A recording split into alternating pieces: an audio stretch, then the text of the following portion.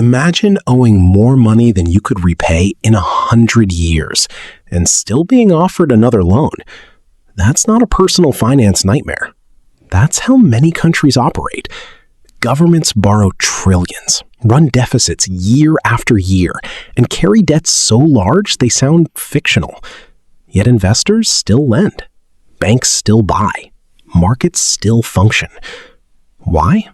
Because countries don't play by household rules. A family that spends more than it earns eventually hits a wall. A government can roll old debt into new debt, tax future income, print currency in some cases, and borrow across decades. It doesn't need to repay everything today. It needs to remain believable today. That distinction changes everything. Most national debt is not paid off like a credit card. It is refinanced. Old bonds mature, new bonds replace them.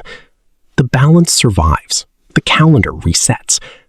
As long as lenders trust the country will keep collecting taxes, growing its economy, or receiving central bank support, the machine keeps running.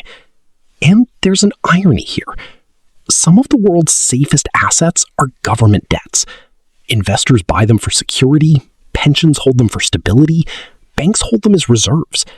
So the borrower becomes the foundation of the system. But the math never disappears. When debt rises faster than growth, interest costs begin consuming budgets. Money meant for schools, roads, or defense gets redirected to servicing yesterday. Then borrowing is no longer building the future. It is preserving the past. Countries often respond the same way stressed households do. Borrow more to buy time.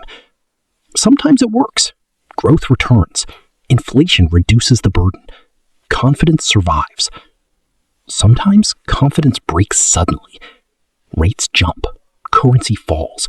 Crisis arrives all at once. So the real mystery isn't why countries borrow money they can never fully repay. It's why the world keeps believing they eventually will.